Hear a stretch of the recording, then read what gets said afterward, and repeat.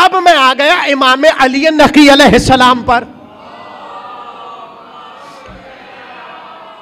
अल्लाहुम्मा सल्ली अला। मुतवक्किल खड़ा हुआ है, ऐसे में सहरा में दूर दूर तक सहरा को तक रहा है, चटील मैदान को तक रहा है, और तक कर उसने अपने गुलाम से कहा, सुनो 90,000 तुर्क गुलाम मेरी खिदमत में हाजिर करो। कितने? सब बोलिए 90,000। अब सोचिए कितनी तादाद होगी।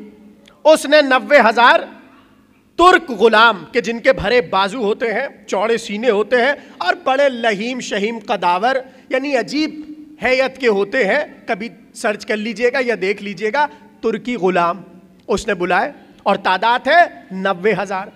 जैसे ही तुर्की गुलाम सब सामने आए तो उसने गुलाम से कहा, इन सब के हाथों में जाकर बेहतरीन असलहा दे दो।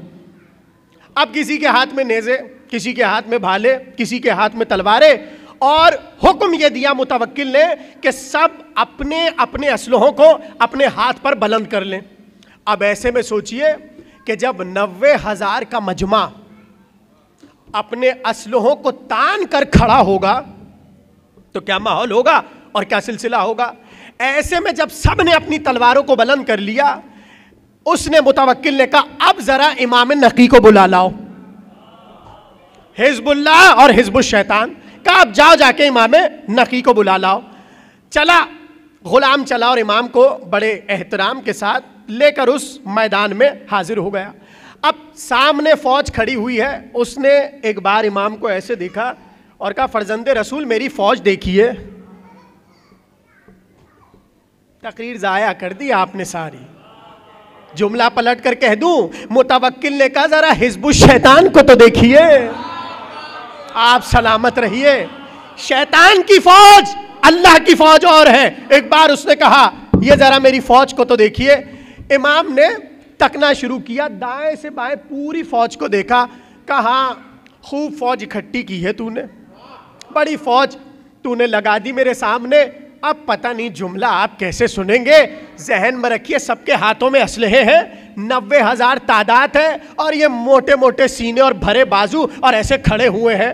इमाम ने मुतवक्किल को देखा और कहा, हल तुरीदु अन अअरज़ अलैका अस्करी, क्या तू चाहता है कि मैं तुझे अब अपनी फौज दिखाऊं? हल तुरीदु अन अअरज़ अलैका अस्करी, क्या तू चाहता है कि अब मैं तुझे अपनी फौज दिखाऊं? उसने कहा, नाम, क्यों नहीं, दिखाइए अपनी फौज। अब रिवायत के फिक्रे हैं, फदअ अल्लाह, एक बार इमाम ने दस्ते दुआ को बुलंद किया। जैसे ही दस्ते दुआ बुलंद हुआ, फ़इज़ा बैन समाई वल अर्ज़ मिनल मशरिक़ इलल मग़रिब मलाइकतुन मुतजज्जजून। अब जो सबने देखा, आसमान से जमीन तक, मशरिक़ से मग़रिब तक, हर सू फरिश्ते ही फरिश्ते थे।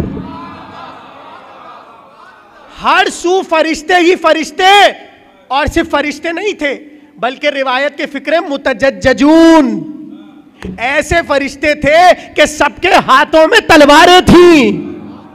सबके हाथों में तलवारें थी। एक बार इमाम ने कहा, यह है मेरी फौज, यानी यह है खुदा की फौज। बस जैसे ही देखा, मुतवक्किल बेहोश हो गया। जो इमाम की फौज को देखने के काबिल ना हो, वो मुकाबला क्या करेगा। इमाम नकी ने कहा, अब तू मेरी फौज देख। जैसी फौज देखी, गश खा गया।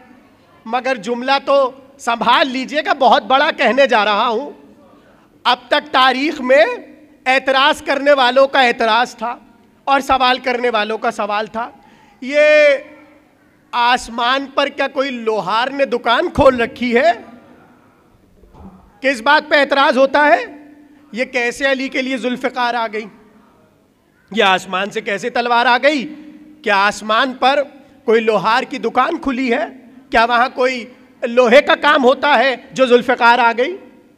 क्यों एतराज किया? यानी आसमान से लोहा आ नहीं सकता। ये एतराज हुआ जुल्फ़िकार पर। नहीं समझे आप? यहां जब इमाम ने अपनी फौज दिखाई, करोड़ों की तादाद में फरिश्ते हैं और सबके हाथ में तलवार है। अब मुझे बताइए, ये लोहार की दुकान आसमान पे खुली सलावत पढ़िए मोहम्मद व आले मोहम्मद। यह था इमाम का दौर कि जब इमाम ने अपनी फौज दिखाई तो उस वक्त मुतवक्किल शशदर रह गया, अल्लाह अल्लाह ये है इनकी फौज।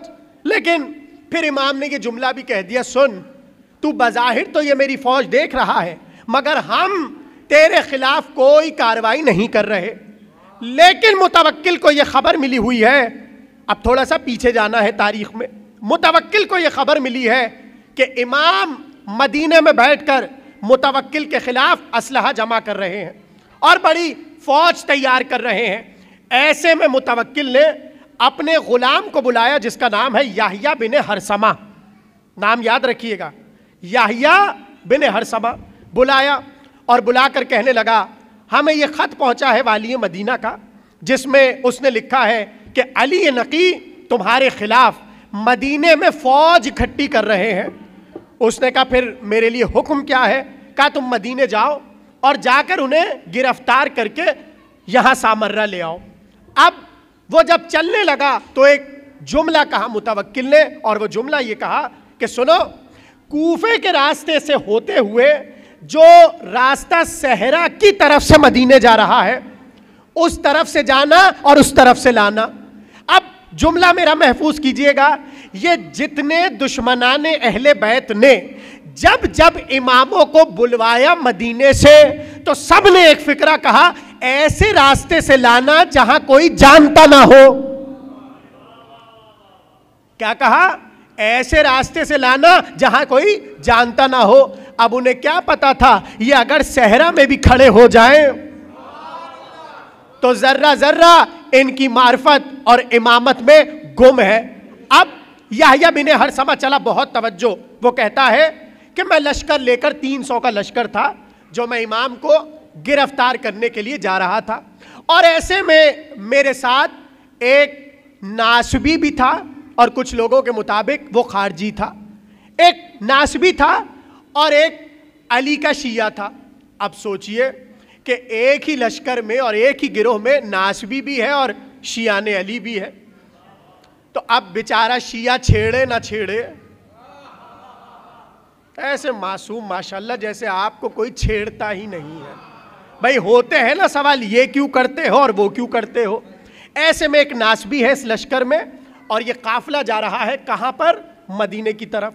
अब वो नासबी जो है हर जुमले के बाद, हर एक मंजिल के बाद आता है और ये जो शिया है मौला अली का, इसको छेड़ता है और अजीब व गरीब एतराज़ात के ये क्या है और वो क्या है और तुम्हारे मौला ने ये कहा वो कहा। ऐसे में काफिला चल रहा है और लकोदक सहरा आ गया। बहुत तवज्जो, लकोदक सहरा आ गया, यानी दूर दूर तक बस सहरा ही सहरा है। ऐसे में नासबी ने फिर शिया को छेड़ा और छेड़ कर कहने लगा, ये तुम्हारे इमाम अली फरमाते थे जो हमने सुना है। कहा क्या? कि जमीन का कोई ऐसा टुकड़ा नहीं है कि जहां कब्र ना हो, कोई जमीन का टुकड़ा ऐसा नहीं है जहां कब्र ना हो। या तो कब्र होगी या आने वाले वक्तों में वहां कोई दफन होगा। मतलब यह कि कोई हिस्सा जमीन का कोई टुकड़ा कब्र इंसान से खाली नहीं होगा। ये तुम्हारे मौला का कौल है, ऐसा ही है? उसने कहा हाँ बिल्कुल, मेरे मौला अली ने ऐसा ही कहा है। अब यहां नासबी ने लगाया ठट्ठा, मुस्कुराया, मजाक उड़ाया और कहने लगा, भला इस सहरा में कौन आके दफन होगा? अब देखिए एतराज किया उसने कहा इस सहरा में कौन आकर दफन होगा? अब कौन जाकर, पहली बात तो ये कोई रास्ता ये इस्तेमाल करेगा नहीं, इसलिए दफन होगा नहीं और मरेगा नहीं। और अगर कोई दूर दराज मर भी गया तो इधर आकर कौन किसे दफनाएगा? इसका मतलब उसका एतराज ये था कि तुम्हारे मौला अली ने झूठ बोला है। उसका ये एतराज है कि जमीन हो सकती है ऐसी जहां पर कब्र ना हो और ना बने। अब ऐसे में वो बेचारा खामोश हो गया, मगर उसने अकीदा नहीं बदला। मैंने बहुत आहिस्ता जुमला कहा है। देखिए वो खामोश हो गया, उसके पास जवाब नहीं था। उसने बेहतर ये समझा कि वो खामोश हो जाए। ये नहीं हुआ कि उसने पहले हाँ आप कहते तो सही हैं, ना ना ना ना, उसने दर्ज दे दिया सुबह क़यामत तक। अगर फिलफौर जवाब ना बने तो ज्यादा मुज्तहिद बनने की जरूरत नहीं है, बस चुप हो जाइए, पीछे हट जाइए, अच्छा भाई हमें नहीं पता, देखेंगे जो भी होगा, बात खत्म, किस्सा तमाम। ऐसे में अब ये जो याहिया बिन हरसमा है, इसने फौरन से उस शिया को पकड़ लिया, कहा वाकई तुम्हारे मौला अली ने ये कहा है? कहा हाँ मेरे मौला ने कहा है, झूठ तो हो नहीं सकता। तो याहिया बिन हरसमा ने कहा फिर इस सहरा को देखो, यहां तो हमें कोई कब्र नजर ही नहीं आ रही और लगता भी नहीं है कि कभी यहां पर कोई कब्र बनेगी। उसने कहा अरे भाई छोड़िए इन सब बातों को, अली ने कहा है तो होगा तो जरूर। बस ये वाकया हो गया, काफिला आगे चला गया। बहुत तवज्जो, अजीब रिवायत है जो आपको सुना रहा हूं। ऐसे में ये लोग पहुंच गए मदीने इमाम की ड्योढ़ी पर, इमाम के घर। जैसे ही घर पहुंचे तो याहिया ने फौरन से इज़्ने ज़ियारत लिया और मौला से कहा कि आपको मुतवक्किल ने तलब किया है। इमाम ने कहा अच्छा ठीक है, एक दिन हमें दे दे, कल सुबह हम तेरे साथ मुतवक्किल के कहे पर सामर्रा चल लेंगे। उसने कहा ठीक है, आज का दिन आपके पास है, आप आराम फरमाइए और अपने सामान सफ़र को तय कीजिए।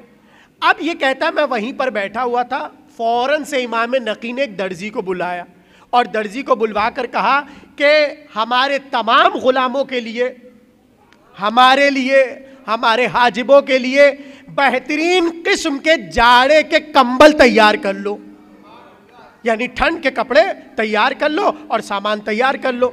अब जैसे ये कहा इमाम ने तो ये तो पहलू में ही बैठा था, ये चेहरा झुका के हंसने लगा और कहने लगा ऐसी हिजाज की गर्मी कि दाना भी गिरे तो भुन जाए, और ऐसे में इनका हुक्म यह है कि सर्दियों के कपड़े तैयार करो।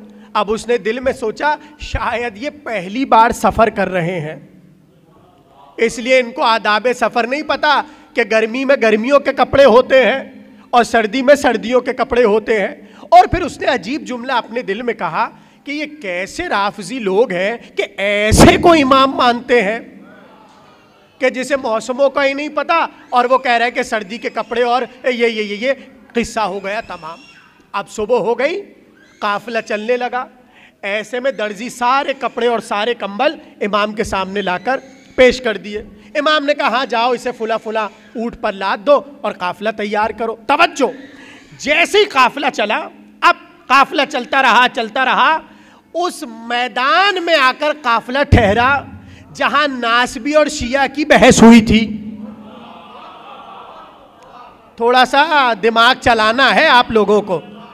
इत्तेफाक है, या कह लीजिए मंजिल थी, क्या हुआ, काफिला ठहर गया। अब रात हो रही थी, काफिला ठहर गया।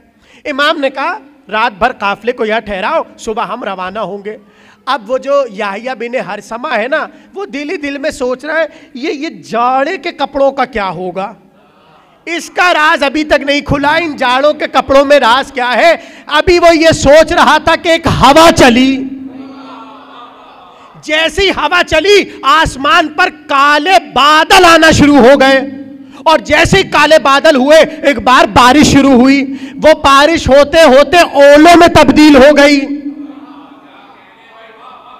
और वो लकोतक सहरा के जो गर्मी से तप रहा था, रेगिस्तान था, वो एकदम से ओलों से भर गया और चारों तरफ सर्दी सर्दी सर्दी सर्दी। ऐसे में सब भागे इमाम की तरफ और कहा हमारा कंबल दीजिए, हमारा लिबास दीजिए। तवज्जो, अब सब ने कपड़े जल्दी जल्दी ठंड के पहन लिए और कंबल ओढ़ लिए। ऐसे में याहिया बिन हरसमा शर्मिंदगी के आलम में इमाम के दरवाजे पे आया और कहा मौला एक कंबल हमें भी दे दीजिए, एक लिबास हमें भी दे दीजिए। ऐसे में गुलाम को पुकार कर कहा वो जो याहिया का लिबास सिलवाया था वो इसके हवाले कर दो। भाई ये है इमाम नकी। अब देखिए, मुझे पता है आप लोग ऐसी हैरत से सुन रहे हैं, इसलिए कि मजलिस तो इमाम की होती है मगर इमाम ही का जिक्र नहीं होता, तो इसलिए आपको हैरत हो रही है। अच्छा ये भी वाकया है, बहरहाल जिसे मालूम है मालूम है, जिसे नहीं मालूम वो सुने।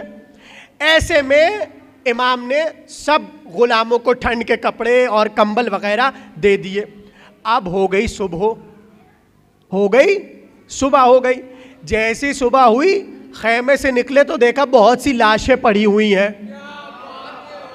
आप सलामत रहिए जो जो समझ गया बात। बहुत सी लाशें पड़ी हुई हैं, तादाद लिखी है किताबों में, 80 जनाजे और लाशें थे जो पड़े हुए थे। अब जैसे ही लाशों को देखा तो एक बार याहिया बिन हरसमा परेशान होने लगा कि ये लाशें यहां पर कैसे आई। अब जो हटा कर देखा तो इसी के काफिले वाले लोग थे जो ठंड के मारे सहरा में मर गए। अब जैसे ही वो मर गए तो सवाल ये था, ये तो मर गए, अब इनका होगा क्या? तो इमाम नकी ने मुस्कुराकर कहा, मेरे दादा अली ने फरमाया है जमीन का कोई टुकड़ा ऐसा नहीं है जहां या कब्र ना हो या बनने वाली ना हो, इन 80 मुर्दों को यहां पर गाड़ दो।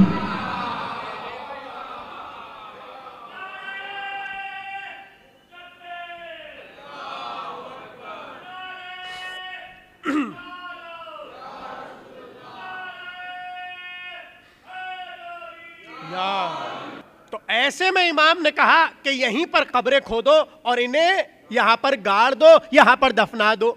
अब आपके लिए तो हो गया नुक्ता।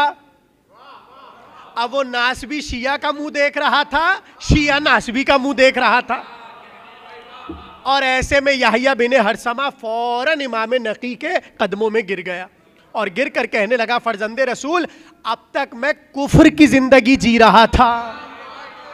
यह है इस तकरीर का सबसे बड़ा जुमला। कदमों में गिरा और कहने लगा, फर्जंदे रसूल, अब तक मैं कुफ्र की जिंदगी जी रहा था, आज आपकी विलायत का कलमा पढ़कर मुसलमान होना चाहता।